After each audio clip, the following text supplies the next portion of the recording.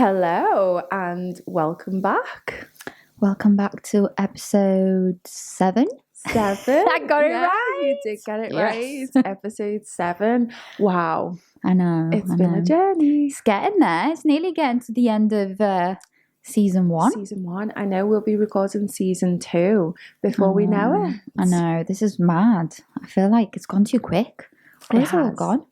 Saying that though, we've actually only just started the podcast a month ago. Yeah. A month and a ago. bit. Yeah. It's not that long. Well, if you really think about it, that it's not. Yeah. It seems like it's been longer, but it actually hasn't. It's been 6 weeks, and obviously now we're recording 7 for the 7th week. It's mad. But today, we're going to be talking about self-sabotage because we had some really great responses to our last few episodes, haven't we? Where people have really resonated with what we've said. We've had people contact us to say that they can recognize some behaviors and things that we've been speaking about. Yeah. And I think to kind of sum up some of the topics that we've been speaking about, it really, when we were thinking about it, that they're all kinds of elements of self-sabotage.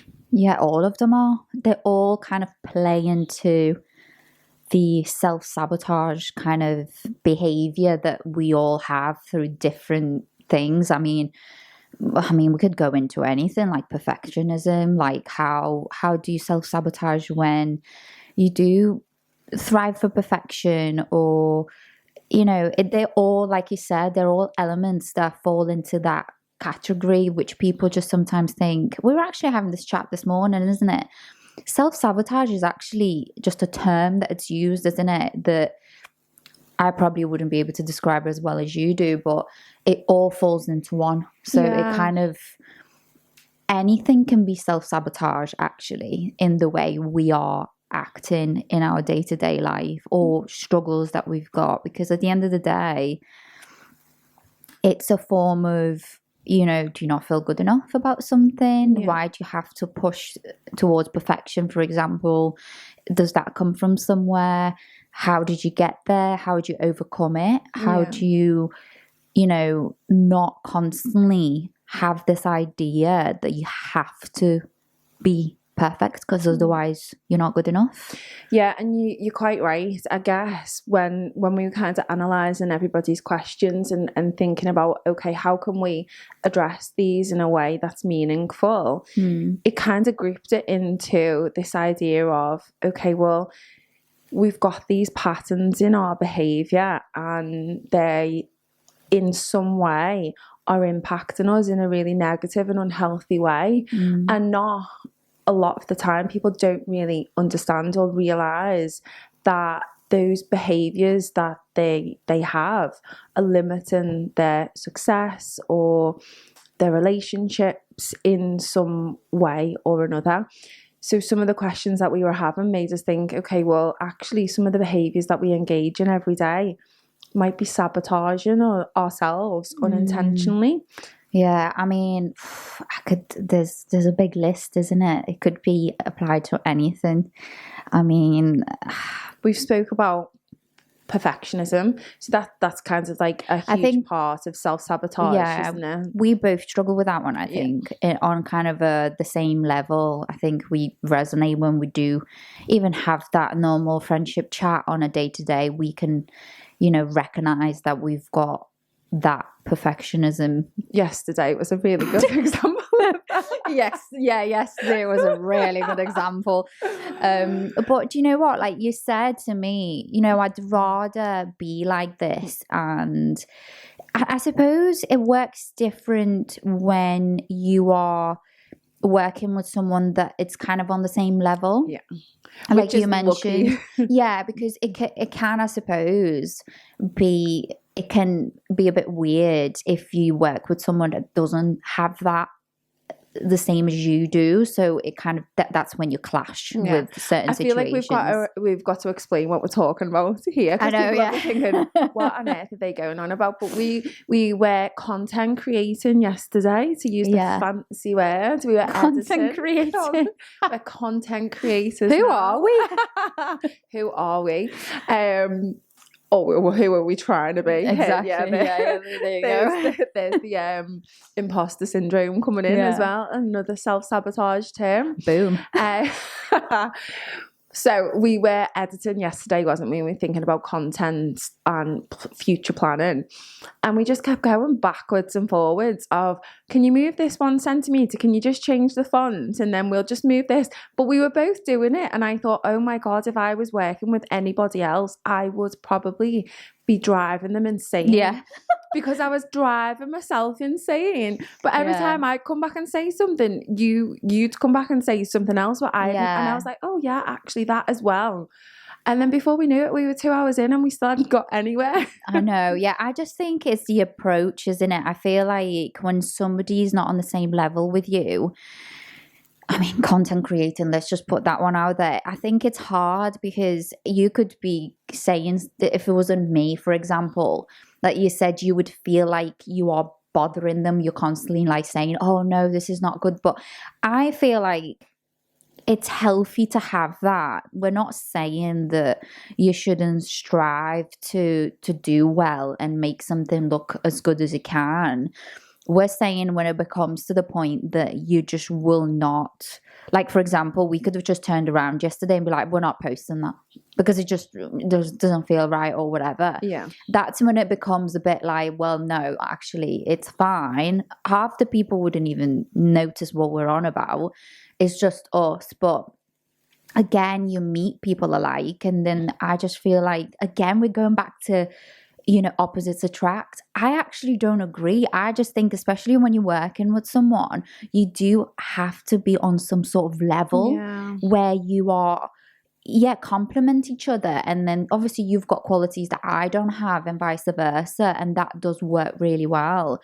But when it comes to like things that you use every day, like you have to be kind of on the same level. I think. Massively agree with that as well. I don't actually believe in that term, that opposites attract. I don't because I feel as you get older, maybe if you're younger and you've got maybe someone who's a little bit more wild with someone who's a little bit quieter and they balance one another out. But I don't think that as you get older that works particularly well, because you need to have somebody on the same page as you and kind of who holds the same values. And obviously you understand each other, don't you? So it's a little bit more like, I don't know, it scares me when somebody's too opposite than me. Like I appreciate it. I think everyone has got their own little quirks, and I knew that was coming.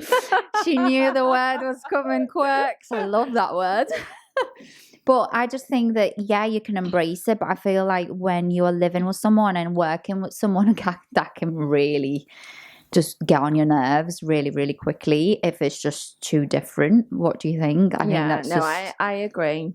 I do. But I mean, back to the kind of self-sabotage thing, I was thinking as we were talking then about the elements of perfectionism in work. But remember our episodes when we were talking about kind of striving for that perfect look as well, and how you're never quite feeling good enough. You're always picking up on something that's wrong with yourself.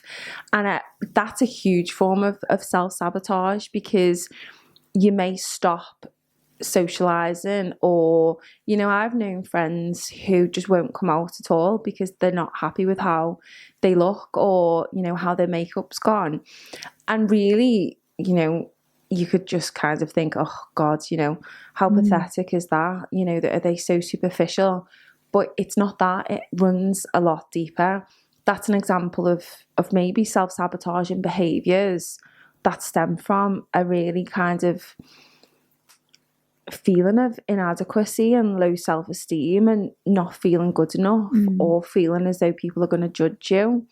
And that's kind of where we're going to go with today, isn't it? Thinking about, there's lots of examples of self-sabotage. I guess we're going to start by defining them, but then thinking about, okay, well, where actually do they come from? Because it can be really easy to dismiss someone's behaviours as being difficult. So, you could have said to me yesterday or thought, God, she's just being so difficult. Like, she's such an awkward person trying to, make nitpick over things. And that can lead to real ruptures in friendships or relationships or alienating yourself from people. So I think it's important that we explain where those behaviours actually come from deep down. But I also think that is the way you approach the situation, because if you think about it, you could easily approach that situation completely different. So instead of you looking at that person, actually she's got a really good quality, that she's got attention to detail, you could have just taken the other side and be like, oh my God, she's so annoying because she's constantly picking at all these little details. And I suppose it is a preference. I don't know, like what do you like in someone?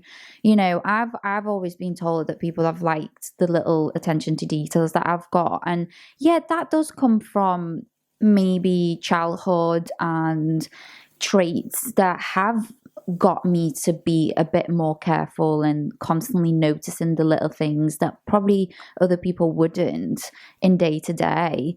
But it gets you to the point, if you know how to navigate it when you grow a bit older, it can be really beneficial to whatever you want to do in life. And I think there's always a positive that you can take out of something, but also don't obviously let it rule your life to the point that it becomes unhealthy. And I remember somebody actually gave us a piece of advice before we started the podcast, you remember?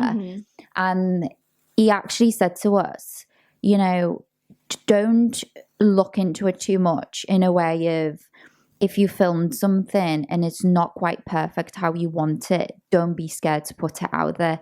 Put it out there. There's no such thing as perfection, and don't stop yourself from putting something out there because maybe it's not reached the level of perfection that you envisioned to start with. And I think, in all honesty, that's probably the biggest advice that I could take from that. I was just so intrigued the way it was said, but it was said from a really nice place. It wasn't, saying, oh, just post anything. It was constructive, advice. And I really appreciated that, because that almost it challenged my perfection, like the way I look at things. And then when I was editing back, thinking, actually, I kept remembering this and go, no, it's fine, don't worry, we've just started this. It doesn't matter if it's not perfect. We're learning every single day. And that actually helped me a lot with other things, the way I look at all these little finer details. I think, coming back to what you said before about, I call it flipping the narrative. So you can always perceive things in a certain way, and we'll all have our own lens of bias that we carry. We all interpret the same situations in completely different ways, depending on our experiences, but also on, how we've been brought up, what our values are, what we kind of aspire to be like, what our visions of the future are, and we'll interpret situations in a particular way. So I always think, if you're aware of that, you can then maybe challenge some of those perceptions and some of those lenses that you look through and think, is there an alternative viewpoint? Can I look at this in a different way? And I think once you start examining those thought processes that you have, you can quickly pick up whether they have a negative lens or a positive lens or even a neutral lens. And, it's not about, there's this thing about positive psychology that, lots of people advocate for, and that actually I find can be quite damaging. You don't always want to be positive all the time, because that's not real life. Also, you can't possibly be positive all the time. That's another thing. Like, life throws things at you every single day that you could just turn around and just be and negative and view everything in a really horrible way. But at the same time, you can't possibly always stay positive. I just feel like we're human and we always have negative thoughts that we've spoken about in a few of our episodes, how important it is to let them come, but also let them go as well. So it's like, it's fine, everything passes, but I think ultimately is the way you approach the situation to begin with. Yeah. Depending on what your emotions like that day, you know, because we all go through different things. So maybe one day you have approached that situation not in a positive mindset that you would normally do, but recognize it. So then, you know, it's kind of just acknowledging everything that's happening. That's exactly what it is. It's acknowledging it, and it's being aware of, maybe, you know, we all have our good days and bad days, and it's not always about, oh, the glass is half full, not half empty. It's about thinking, could there be a different perspective that I could look at this in a different way? You know, I'm not feeling great at this moment in time. And, you know, you're absolutely right. When you're not feeling great, you've got a tendency to interpret things in a negative way. So, you know, if somebody could be quite off with you, if you're having an off day, you might think that they're being quite funny with you. And then that kind of then spirals your mood a little bit more, because you start to think, oh, well, what have I done? Well, why are they being like that?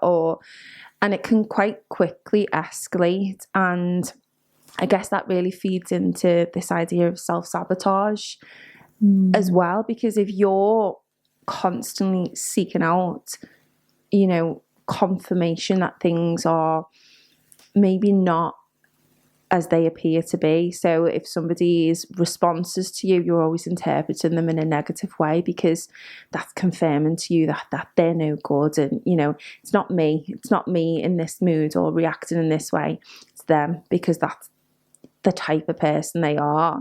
That's you seeking out to kind of confirm what your lens is interpreting that situation. But I think that also comes from a deeper level of, I don't know, just not, it's confidence, isn't it? I suppose it's kind of, you know, why do you feel like that? Why do you feel that constantly someone is thinking that about you or seeing you in that light? You know, it all comes from an emotion. Again, we're talking about emotions keep coming and going, but I also feel like being emotionally intelligent is really hard nowadays, because being emotionally intelligent, it's recognizing emotions all the time and not constantly thinking that something's wrong because somebody's approached you in this way, or, you know, try and dig a bit deeper and just think, well, actually, it might be because they're not feeling great, or it might be because they've had a hard time, or it might be because really they're not as confident about the subject that we were talking about, or maybe it comes from their childhood, or they've had an experience in their life that has got them to this point, and it's only reflecting how they felt in that moment of time, how they are reacting with me right now. It's nothing to do with me necessarily, because you can gauge the situation when you're speaking to someone,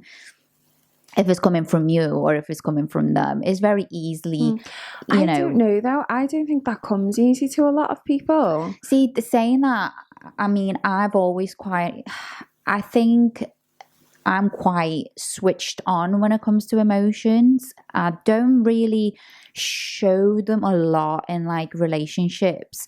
I do show my friends a lot of this side of me, because I just feel like that's how you build really strong connections in general. But like you said, I can agree with what you've just said then. A lot of people don't recognize it, and it's hard, because when somebody's a bit more emotionally switched on, I suppose it's really hard to look at someone that's not, because you kind of don't understand why they're not.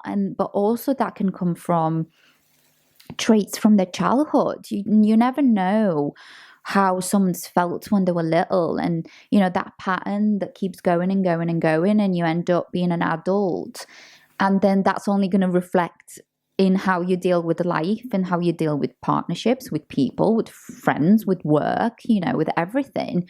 So I just think that I always, when I speak to someone, I always ask a lot of questions about their childhood. And I mean, I know it's a bit forward, but I just think it's really important to kind of gauge what their child was like, and you understand, you almost understand how they process emotions. Yeah. As an adult, I feel as though a lot of people who maybe kind of don't understand alternative perspectives or have quite a rigid viewpoint, so you tend to describe them as like black or white thinking. There's no grey area, there's no in between, it's either this or it's that, maybe haven't had their emotions validated previously. So it could be that, you know, emotions were scary to them, so they've learned to suppress them and kind of just operate on a real surface level. And in that sense, if you're not fully understanding your own emotions, it can be really difficult then to pick up on the emotional states of other people too. So yeah. I But think I also think that, you know, me just thinking then when you were saying that, emotions can be processed in a different way. For example, I am way much more comfortable speaking to you about my emotions or my friends than I am probably in a more romantic partnership. And I don't know if that obviously comes from traits from my childhood, because I've always been quite open with my friends about things, how I'm feeling, how I'm viewing the world and things. But when it comes to like real relationships romantically, I feel like that's when I struggle with it, because, and I don't know why, I genuinely don't know where it's coming from deep down, but I always struggle to open up in a way of like, it's kind of like a bit of a wall that's always there. And it's like I want to, because I can be like that with my friends, but I can't quite just get over that barrier just yet.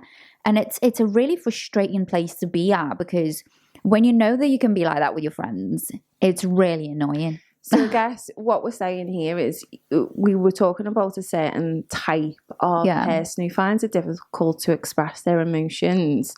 But in actual fact, what you've just highlighted is that doesn't necessarily have to be a person all of the time.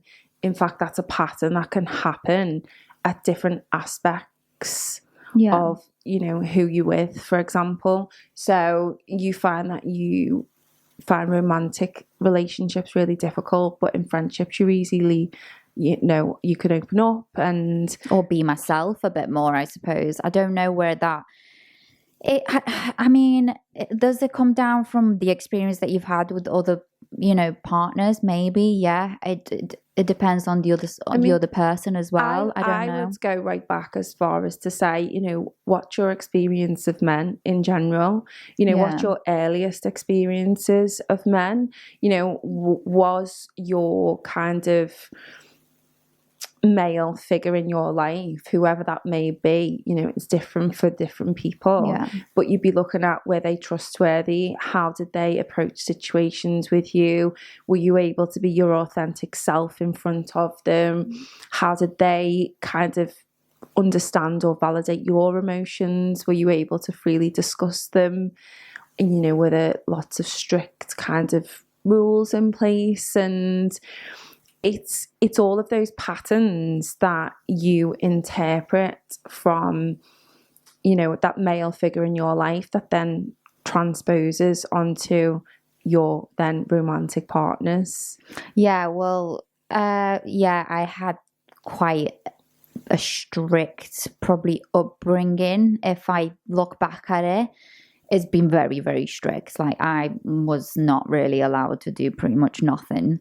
And I think that probably gave me maybe not the wrong idea of what a man should be treating a woman, but it definitely made me go in my shell a little bit more and not be able to be my authentic self with a male figure in my life in that way. And I suppose that kind of makes sense why I can be way much more comfortable with my friends, because I've always been like that with my friends, where, you know, I've been able to have a laugh, be a bit more open-minded, and just just let go of like embarrassment, or if they like me the way I am, great, that's why they're my friends. But have you ever heard the phrase, and I was just thinking then this, because obviously we're talking about personal experiences, but this applies to so many people. Have you ever heard the phrase of kind of like, oh, you end up with a woman who's like your mum, or a man who's like your dad? And it does kind of really ring true in some situations, obviously not all situations. Yeah. But this is where we're talking about kind of the elements of self-sabotage come in, because we're not aware of these patterns. But if you've had that type of experience in your childhood where maybe you're not able to be your authentic self with one person or another, we're not just kind of talking about a female and a male, for example, but whatever kind of figure that authoritative figure that you've experienced, you develop those internal working models, those schemas of how the world works. And so when you are going then on into romantic relationships, they're the personalities that feel comfortable because they feel safe, even though they might not be emotionally safe because of the things that they trigger for you. Your brain thinks, this is familiar, I recognize this is predictable for me, so I feel comfortable here. And that's where the element of self-sabotage comes in, because in the long term, that relationship might not be the best for you, because you can't be your authentic self. You can't have your emotions validated. You're still stuck in the same patterns that you've previously been stuck in. Yeah. But it's difficult to know anything else because that's what you've always known. Yeah, that is true, actually. I mean, it's a different, feeling safe, because that's, it kind of triggered me a bit when you said that. Feeling safe in someone's company can play out differently. You can feel safe as in the way of like, oh, they'll be able to stand up for me, and like if something happened, they'll be able to, look after me on the street, or if something happened.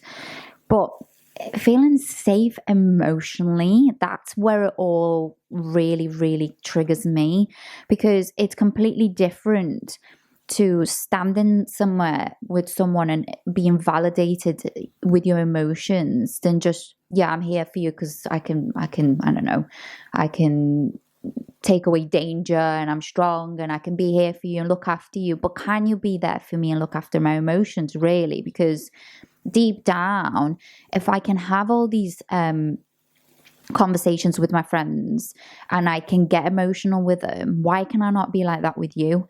So it's like, are you actually validating that part of me? Because I don't quite feel comfortable around with my emotions around you. So I think it can play in different ways, isn't it? Feeling safe can mean two different things for different people, don't they?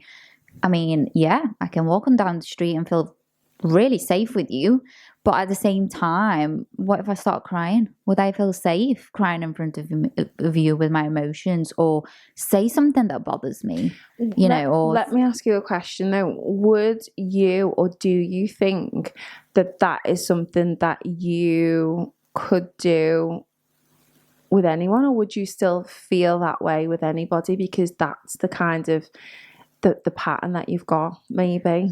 Do you know what it is? I think it's I usually read what the other person's like. So for example, if the other person it's quite rigid or doesn't want to talk about their emotions very often, I think that kind of makes me more in my shell then, because I feel like, well, how am I going to have the opportunity to express my feelings and how I'm feeling if that person doesn't quite give me the opportunity, because they're always their emotions are just not spoken about, or emotions have not been spoken about in that household at all. And that comes down to like, oh, if you cry with your children, don't cry because you're a big boy, you can't do this, you can't do that. I think that reflects in your adulthood when you do come across situations when you do have to speak about your emotions and you just haven't done that in the past and don't know how to open that subject. And it's not necessarily their fault fully, because it's just the way they've been brought up, maybe. I just feel like whenever someone, it's not open emotionally, I go even worse. So I'm not at that point. There's just no way of me opening up at all. Like, I've literally locked the door, got the key, and I've chucked it. So do you feel like that's a coping mechanism that helps you keep safe? 100%. Yeah. I don't want people to get too close if they're not willing to open up. So does that make sense? Yeah, it does. I'm just kind of, I'm picking, I'm digging. You're picking. Oh, she's picking. I'm digging. She's picking. I'm just wondering, because this is a pattern that so many people will have, you know, definitely have experienced really, really similar things.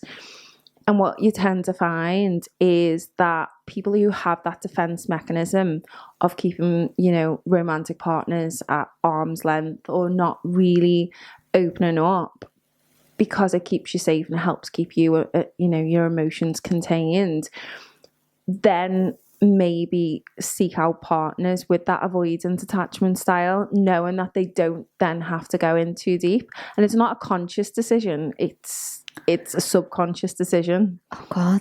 Yeah. It's weird, isn't it? Because you just think about it and think, oh my God, actually, yeah, that does make sense quite a lot. Like, why do you attract these type of people in your life? Obviously, that's your safe mechanism going. Yeah, and I don't think you do attract it. I think you seek it. You actively seek it out. Yeah, without realizing. Yeah, without realizing it. Oh God. Oh, here we go. And you know, you see the pattern, don't you? You always kind of hear those stories or see, you know, people just tend to go for the same type of partner, and it's like, oh, why is it always me that attracts the bad men, or why is it always me that attracts these types of women and they're so controlling, or when in actual fact that's it's a prime example of reframing the narrative of that. You know, you're not attracting them, you're actively seeking out because of what you're used to, because the patterns that help you feel safe. And that's where the element of self-sabotage comes in, because the patterns that keep you safe aren't always the ones that are helpful for you. And in actual fact, they're the ones that could be hindering your progress or your happiness. So we're talking about relationships now. This links massively into attachment styles too. And, you know, it could be that your attachment style is sabotaging you in relationships, because you have that avoidant attachment style where you are keeping people at arm's length, or you're seeking out that particular attachment style because you know deep down that you're not going to have to open up, and therefore you'll never get hurt, or you're less likely to get hurt.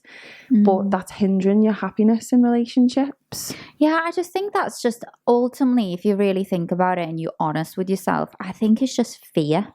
It's just fear of getting hurt, fear of if you open yourself to someone that you are, you know, that you like and you care about, that they might abandon you one day, and you'll just feel like, oh no, I can't be doing that. I can't be opening that door too wide, because what if one day they, you know, truly get to know me, what I'm like and what I am emotionally all about, they'll just walk out on me. Yeah. And it's kind of that, again, self-sabotaging. It is the pure example of that constant battle in your head of how you process things that brings you in that self-sabotaging constant pattern of, well, I can't, no, I'm just not going to do it. I'm not going there. That's just not happening. But then yet again, I could be turning around and be like, okay, maybe they're not opening up today, but I'll open up and I'll just make the first move. And it's putting yourself out there, and that's kind of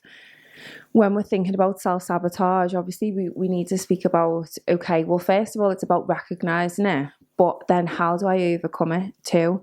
And it is about challenging, maybe put yourself putting yourself out your comfort zone, challenging your thought process, changing that narrative, not necessarily, flipping it to the glass is always half full, or, a rose tinted glasses, everything's got to be a positive, but just thinking, is there an alternative way? Could I put myself out there? What's the worst thing that's going to happen if I do this or if I say this? The likelihood is, yeah, great, someone else has opened up too, or in actual fact it's not gone the way I wanted it to go, but what harm's it done to me? Would it have done more harm keeping it in? See that's kind of like where you have to decide for yourself, is that going to help me, or is that going to just cause more pain, or is that going to actually maybe be like a weight off your shoulders because you've done it, it's out, you've said it out loud. That's just reminded me of something someone said to me a really, really long time ago. And it was in the context of training, of psychology training. And it was all around kind of the spheres of influence. So thinking about what's in your control and what's not in your control. And you almost imagine it as a kind of circle with you in the middle of it, and thinking about, okay, well, what can I control in this situation now? I can control my words, I can control what I say, how I treat other people, how I interpret situations. So ultimately, it's that response to the environment. You can't control the environment around you. So you can't control what other people are going to say, what they think, what they do. You can't control the weather. There's lots of different things that you can't. And it was that idea of, okay, well, before I respond, because I can control that, pause and just think, is this going to be harmful to me or helpful to me? And that's about serving yourself in that situation. It's not about being selfish, but it's about protecting you and thinking, well, if I say this, it might, well, hurt somebody else. But is that going to be helpful to me, hurting somebody else? God, I feel like I'm having therapy. Shit. Oh dear. I'm like, oh my God. Like, honestly, guys, it just speaking to someone openly like this, it just does the world of good, honestly. Like, I just can't believe you just literally just went, a light bulb just went in my head then. I was like, oh my God, well, what is the worst that can happen if I open my emotions to someone?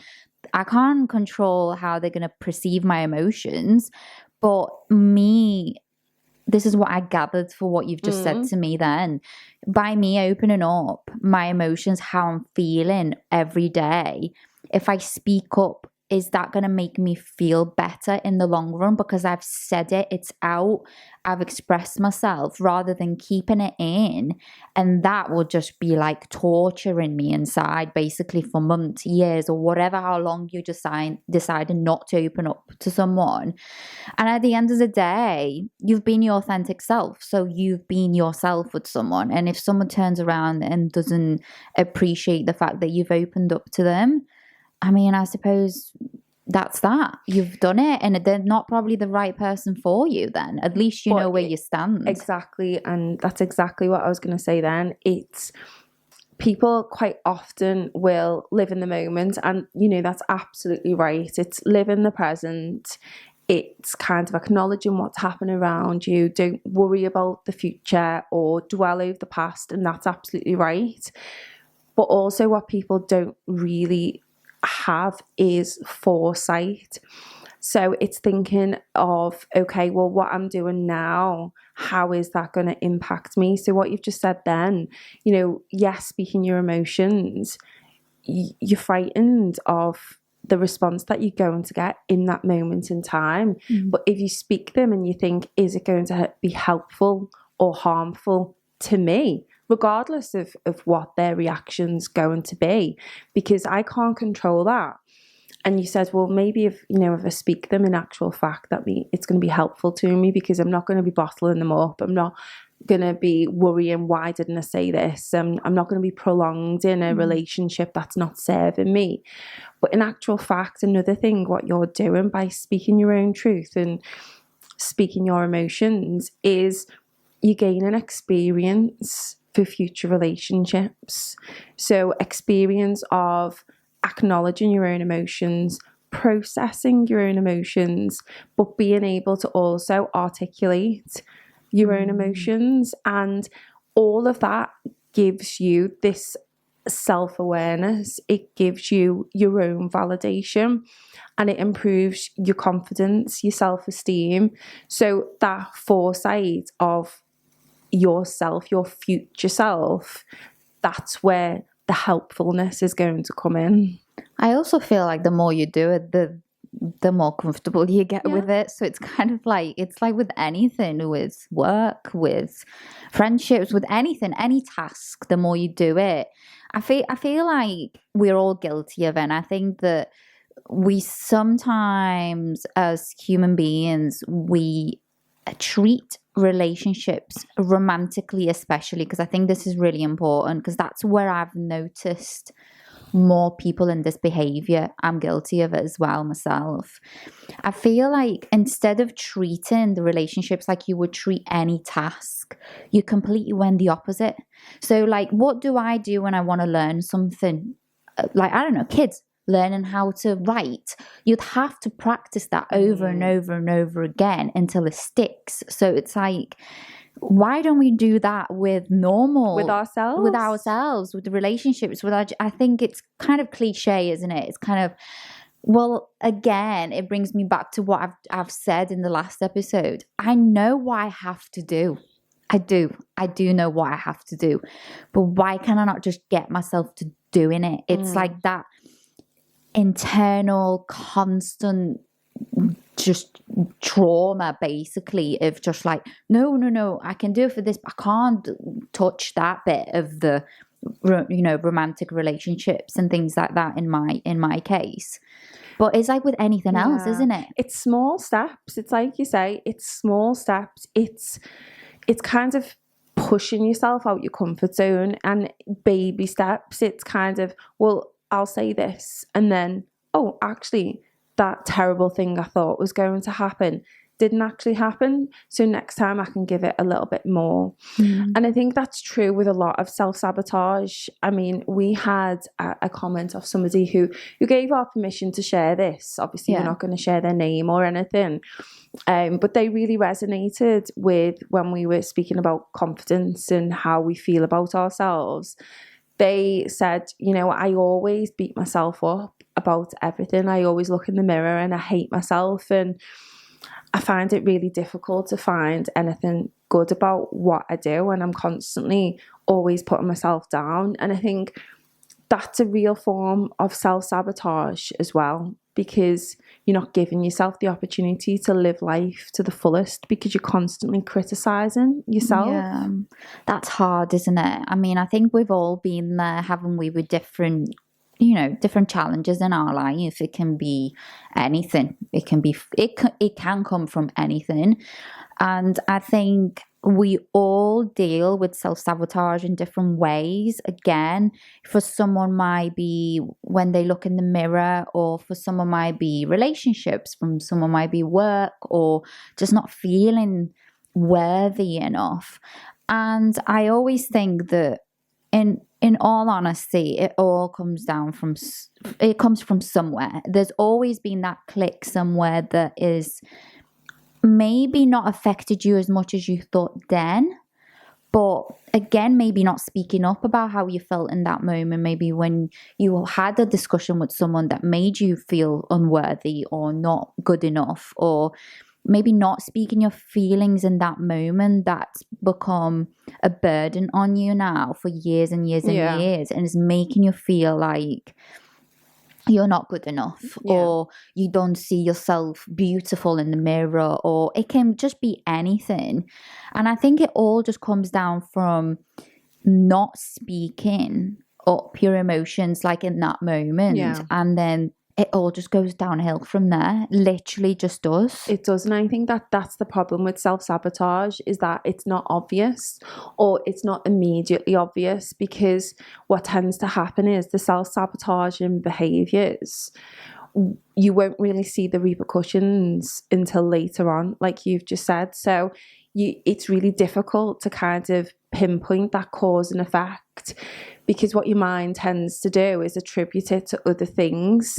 Oh, that happened because of this, or that's because of them, or that's them acting in that way. And we spoke about it in the last episodes in terms of friendships, and you know, maybe you stop going out with your friends, but then you blame them for not inviting you out, but really it's because you've stopped going out. And I think if you're self-sabotaging in such a way that you are really negative about yourself, and you know, really critical, and your self-esteem is really, really low, it's important, yes, to understand that comes from patterns. It comes from patterns in your past. It comes from your experiences and how you speak to yourself. And you can't go back and change what's happened, but you can take control of your future by taking action in your present. And it's really important to have that foresight to think, well, how is this really impacting me? If you are finding that you're constantly criticizing yourself, it may well be that you don't feel right. You know, you don't like the way that you look, and so that stops you doing anything about it, because you just think, well, I may as well just stay like this, because this is kind of self-sabotage at its finest. Yeah. No, I mean, it's hard. I feel like this is, you know, speaking about things like this, people find it difficult. I find it difficult. I only have probably a handful of people that I can speak about issues like this, and even this is out of my comfort zone. You know, you recognizing that I've got an issue in a certain department in my life where, you know, I can't quite be myself and open up. It's tough to recognize again, and it doesn't feel great, and it made me feel anxious as well. But I think the more you do it, as you said, the more you recognize these patterns that you're having and that you do over and over and over again, which you're self-sabotaging yourself, and you're not, it's no favor to you at this point, isn't it? Because you're only going to get probably more anxious, more depressed about something. It may be looks, maybe something that you're unhappy in your relationships, or it can be anything. But I just think that, again, the more you do it, the better you get at it. You don't have to throw yourself out there straight away in a way of, right, today I'm going to pour all my emotions out there. I don't know, I'm just going to give you an example. I'll be in a relationship with someone, and all of a sudden I'm just pouring everything out to them and then just hope for the best. We're not saying that. We're just saying that maybe try it. Like you said, maybe today just say something that means quite a lot to you emotionally, and see how you feel after you've said it. And then maybe the second time you won't be as petrified to say it, because it didn't feel that bad as you thought it would feel. Yeah. And then, you know, whatever you're comfortable with doing, but as long as you're doing a little bit.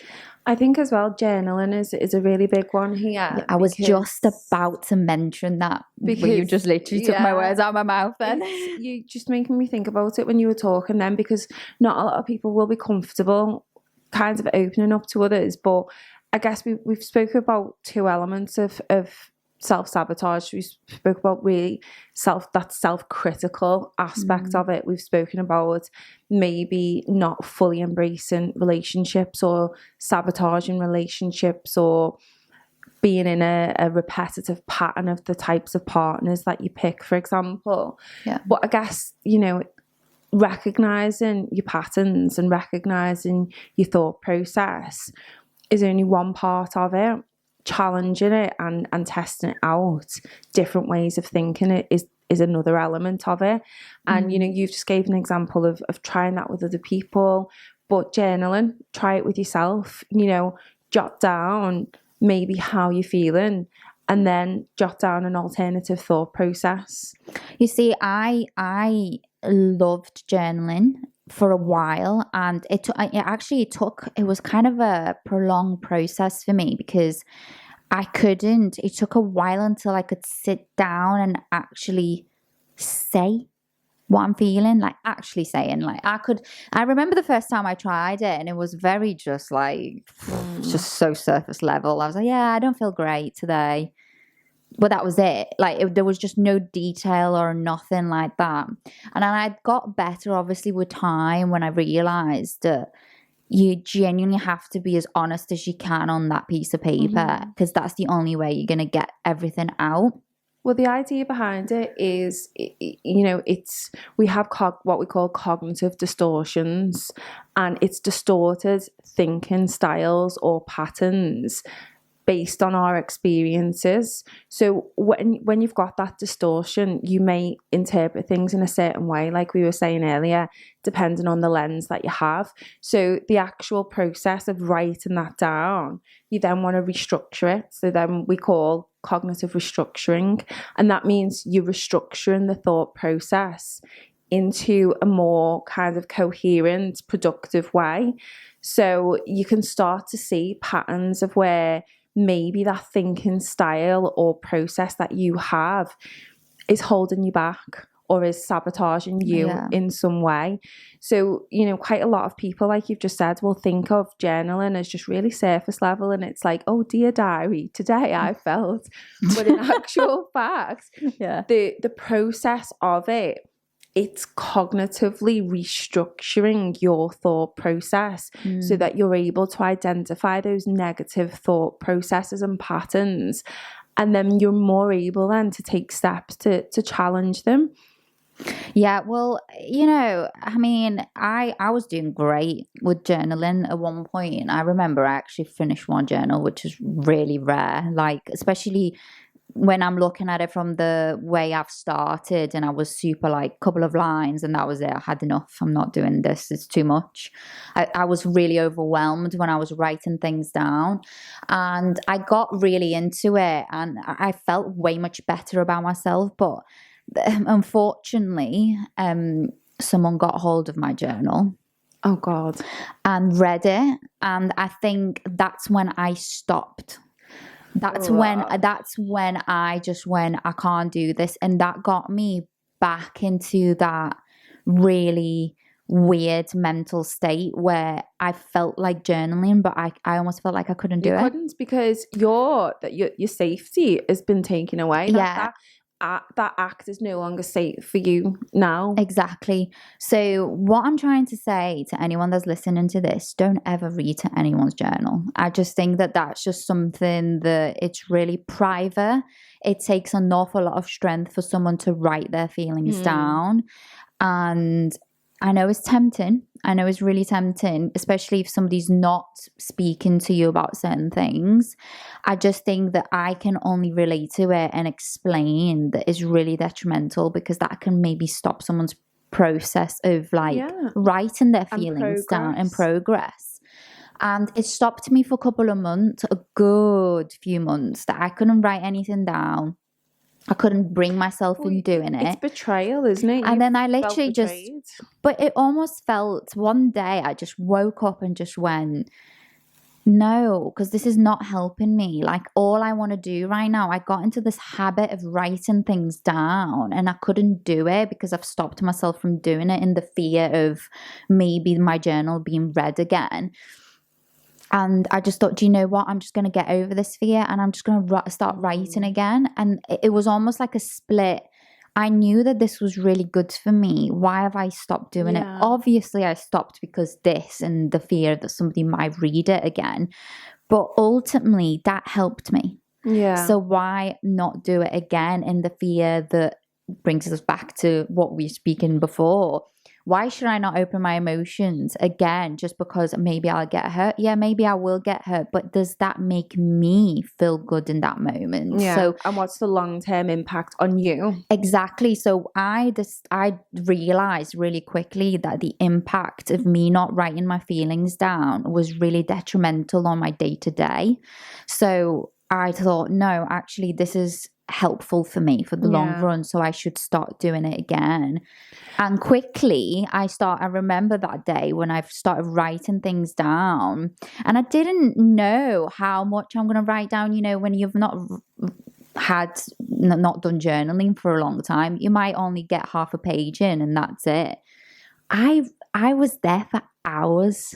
Literally, I've written down, I think I'm not even exaggerating, I think I've done like 30 pages. Yeah. Oh, wow. And it was a lot. See, Everything just went out. I can't journal. I've never journaled. And for someone, obviously, I know that it's a tool that can really help and be really beneficial for people. I guess certain things work for certain people. So if someone's out 100%. there now thinking, there's no way I could do that, I'm with you. I can't do that either. And I guess it moves us on really to different things what people can do, because if you're self-sabotaging, there's lots of different ways to get out of it. So you recognize your patterns. Yeah, journaling's a really good way of recognizing your patterns. But I think as well, a really important thing is to find something that you enjoy doing.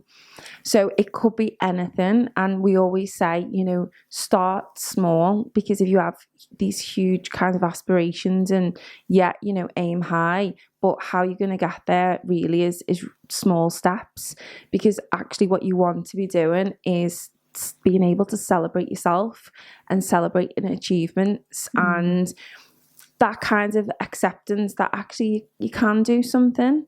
It moves you on and it allows your focus to maybe move away from some of the patterns that are keeping you stuck. So it trying something new is a really kind of good way of breaking some of those negative patterns as well. Yeah. And surrounding yourself with good people that you feel comfortable around. I think that's a big one for me, especially. What I found, there's just nothing better than being in someone's company that you genuinely, from the bottom of your heart, don't feel judged. It's massive, because I think that's where it all comes down to. If you feel judged, then you're not going to be your authentic self, and you're not going to open yourself emotionally. You're not going to speak your mind up, and it's just going to be like a vicious circle that, open yourself up, but maybe start by opening yourself up with people that you're comfortable around at the beginning, because that is your first step, isn't it? That's just made me think about something else as well, actually. So I think this is also a huge part of, the journey that everyone goes on. We've been speaking about self-awareness and self-acceptance, but I think a huge part of that is acceptance of other people, because again, that just doesn't come naturally. And when you were talking about feeling judged and, being with people who you don't feel judged by is absolutely right. But also, I think examining your own bias is huge, because we all have them. We all just don't know, not necessarily automatically know where they come from. And, this is massive for me. This is such a huge journey that I've been on as well. I think in the job that I do, there's a lot of training that goes alongside it so that it helps. But I think quite often we're all really insular in terms of the community that we live in, or the expectations that we put onto other people. So we can quickly jump to conclusions or judge people. And it's not necessarily, again, about, yes, we've got to think about the impact that has on other people, absolutely, but we're not talking about that aspect of it today. We're talking about self-sabotage, and I massively feel that holds people back, because if you are judging other people, for example, by the things that they say or the attitudes that they have or the beliefs that they have, all that you're harming is yourself in that moment in time, because it limits your growth as a person. And that's a self-sabotaging behavior, because you don't necessarily see that limits your growth. I know, but that comes back into accepting people for who they are. I mean, not everyone can get on with everyone in that level. Maybe you've got different views in life. Maybe you like different foods. I don't know. Like, you can have so many disagreements with so many people.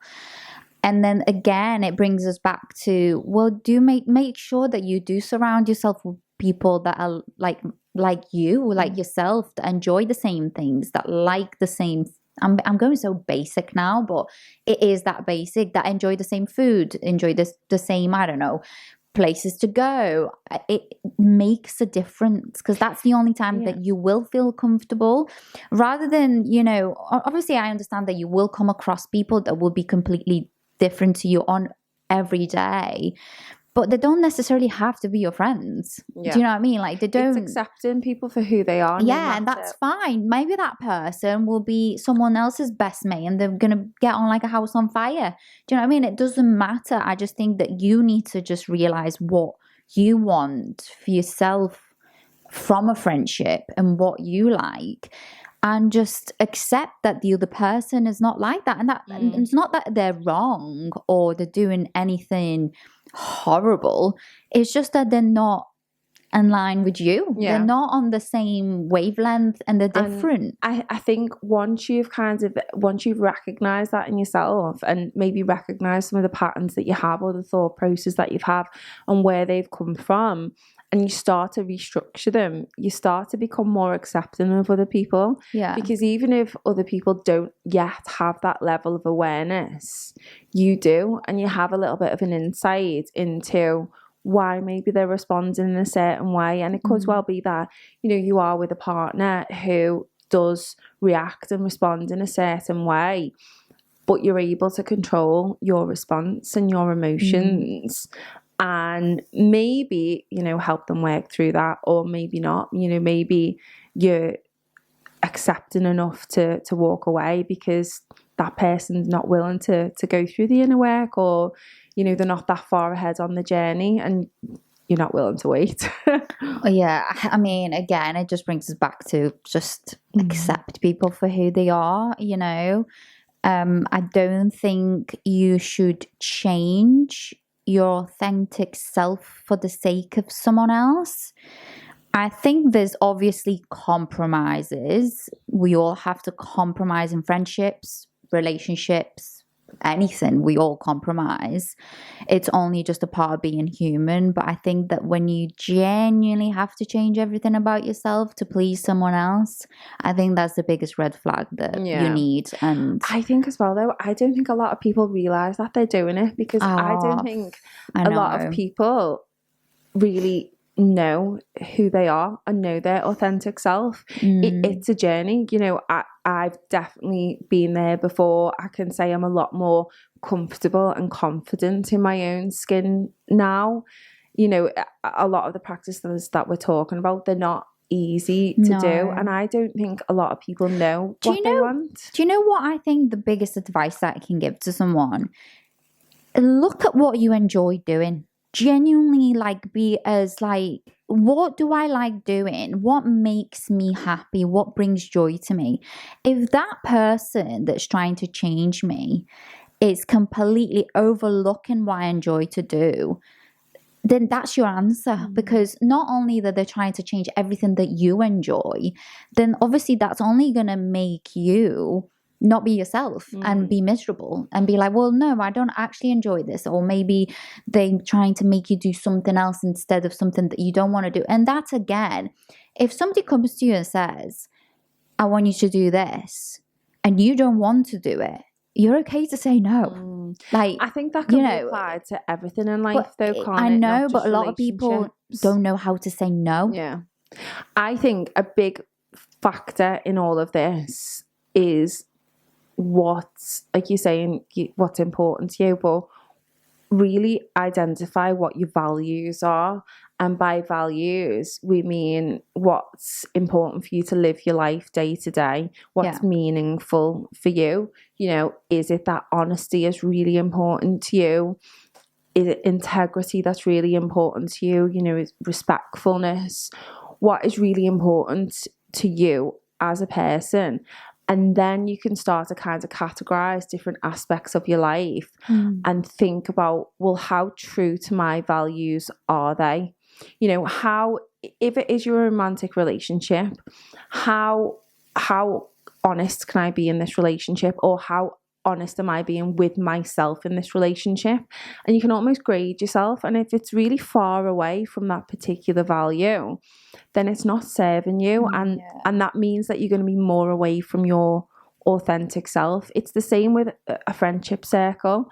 You know, if you're thinking, oh, in actual fact, you know, who I'm surrounding myself with don't really have a lot of integrity, or, you know, maybe they don't see things in the same way that I see it, or they do hold a certain bias or a certain judgment that I don't agree with, then you can't be your authentic self in that situation, because it's not aligning with your values of how you want to live your life. So you can apply that principle to anything, anywhere, really. You know, same with a job.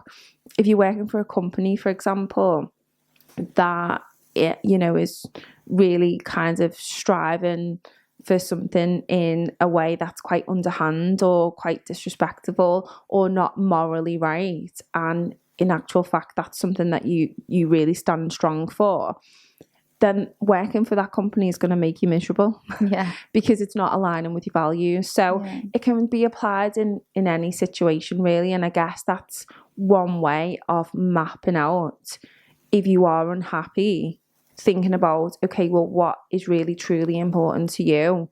And then what different aspects of your life are quite far removed from that. Yeah, and also give yourself time to process things like that. You know, you're not going to just sit down there in your lunch break and in 5 minutes you're going to whack all this list out. It doesn't work like that. Or quit your job. Or quit. Yeah, exactly. Yeah, I'm off now. That's it. See you later. I am well aware that everything we say, it's so simple to say it, but it's not easy to do. It's not, and sometimes it takes someone really sitting there with their feelings, and how it might take you a very long time, but it doesn't matter. Take as much time as you possibly can to think of the values that you stand by, and what you want your future to look like, or how you want your life to be like, and or how you would like your children's lives to be like, if you've got children or future children, because that's a really good way of kind of looking at things. If you're not comfortable understanding things from your own perspective, maybe take a third person's perspective, or, you know, use a metaphor, what would happen in this situation, for example, and things become a little bit easier in the third person. Yeah, 100%. I mean, take your time, guys. Make sure you're honest with yourself. I think that's the biggest one, isn't it? Just be super honest with yourself and take your time. Nobody's rushing you, especially when it comes to your feelings and how you're feeling genuinely about things. And just be more self-aware about yourself as well. Do you know, I've just thought we've only actually probably covered 2. I know. And there's so many, like procrastination's a huge one. Like that's such a big one that I do, definitely. And putting things off till the last minute. We'll definitely do another episode on this, 100%. Cramming your day with as many things as you can do to put off maybe your uncomfortable thoughts or feelings that you're not willing to address. You know, maybe you know, even substance abuse is an example of self-sabotage as well. Well, that brings us to like all the highs and the lows when you do use substances to numb yourself for different reasons. You know, it's like a quick fix, quick high, isn't it? It's everything. But it's not addressing the underlying. Exactly. And it usually, like we said at the beginning of this episode, it all comes from somewhere. And if you can pinpoint that somewhere, the quicker you can pinpoint it, the better you can address it to yourself, to everyone else, to if you need help, you know, if you need to speak to someone, and recognizing it that you've got a problem there and then, and not try and constantly numb yourself with all these different things, which I know it's hard. We all do it in different ways. And this is why we've mainly started this podcast, really, because we wanted to address things that happen to us on day to day that people are not as comfortable to put themselves out there and talk about them. And it's really important that you hear other people talking about their life experience and how they handle their life and how they apply things in their life.